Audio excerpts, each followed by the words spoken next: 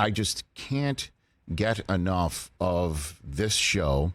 And the thing that really takes me back, Brandon, is that, when it's Harrison Ford and Helen Mirren, I'm thinking they're going to, be the most interesting characters. Yours is the most interesting character on this program. Oh, man, I appreciate that. Absolutely. When you first got a script and they're like, guess what? You're not in Montana. What'd you say when you saw that?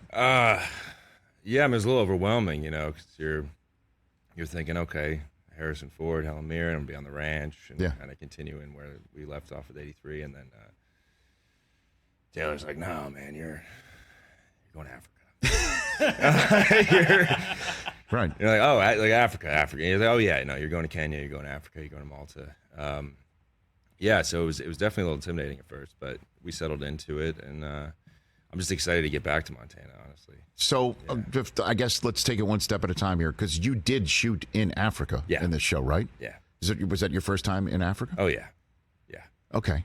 And and I'm assuming the animals that you're surrounded by, are they CGI or there's some of them are real? Some of them, it's a combination of real cats on the day and real elephants on the day, and then stuffies and animatronics and then CGI. So it's like the movie magic blend of the three of them.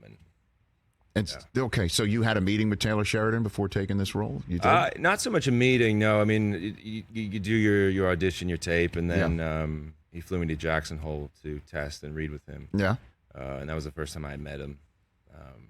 And then, in the room, it was kind of, I got the vibe that it was going to go my way. So 1883 was out at this time, or it was not? Yeah. 1883 had been fully released and was out. And now, were you up to speed on the Yellowstone universe by the time you took this? Yeah. My pops and my mom are huge Yellowstone fans, and I thought 83 was a masterpiece. And a masterpiece. Yeah. Chris, you're currently 7 episodes in. 7 in. I got 3 left. Yeah, I got 3 left. It's amazing. Yeah, Sam Elliott, you can't. You just can't. You can't. You can't. I know. Yeah. You're like, what do you even say to that? I know. He's incredible. Exactly. And his character's incredible in that. So you were up to speed on the whole thing. Yeah. And, your character, if I'm not mistaken, we've only seen once before 1923, and it was in a flashback. Yes. In Yellowstone season 4, as a really little boy. As a little boy on horseback. And if I'm, I don't want to spoil too much because you're not there yet either. It's all right. You could tell I'm a big nut about this. My wife and I are totally locked in on all this. Good. And the beautiful part about it is, like Yellowstone is, for the lack of a better phrase, and I know I'm probably dating myself, it's like a 21st century Dallas. Yeah. There's a little bit of a soapy aspect to it, but is also a real life, current, present day aspect. Definitely, yeah. It's a slightly different tone than 83 and 23. Well, sure. 83 and 1923 are essentially about the fragility of humanity. Yeah, like that. Your character basically, coming. So I don't want to keep going too deep here, but I will. Your character is a World War I veteran in 1923, right? Yeah. What were you told about Spencer Dutton coming into this whole? I knew that he was a veteran, and I knew that he was a big game hunter. And I knew that he was sort of coping with his PTSD by chasing danger and putting himself in harm's way. And I kind of almost trying to kill himself. Mm-hmm. He's drinking himself to death. He's putting himself in these circumstances because it's the only way he knows how to feel anything. It's the only way he knows how to feel alive and to live. That's all that I knew. That's it. I didn't know the journey. I didn't know it was going to be this sort of Homer's Odyssey. I didn't know anything. I think we got the first 2 episodes, and I had no idea.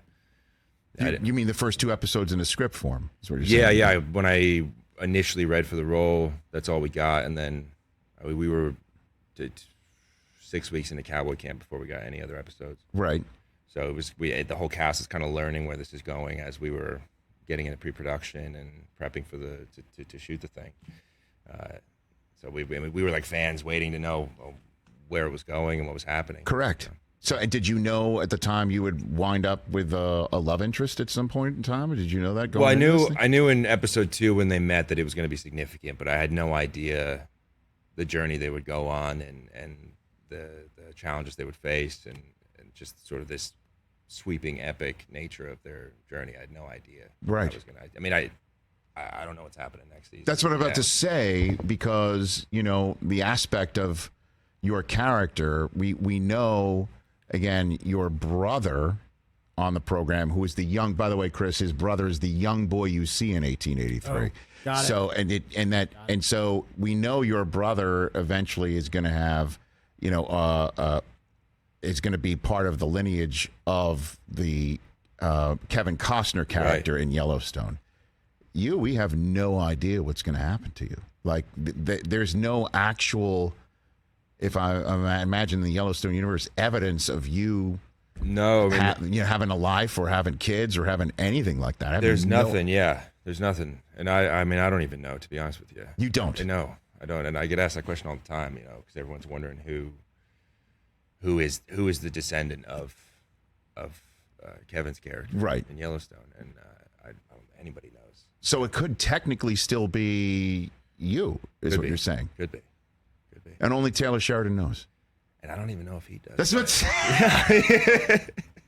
what I was about to say. No, he's a mad genius, man. He just kind of he gets inspired in one way, and the story will shift. And I don't know where that comes from and how he does it, but he's up there in Texas in his cave, and is he on the 4.6s? Is that where he is? He's in Weatherford. He's okay. He's got a spot out there, but yeah, he's just a wildly interesting. Catch the Rich Eisen Show every single day on the Roku channel, 12 to 3 Eastern, for free.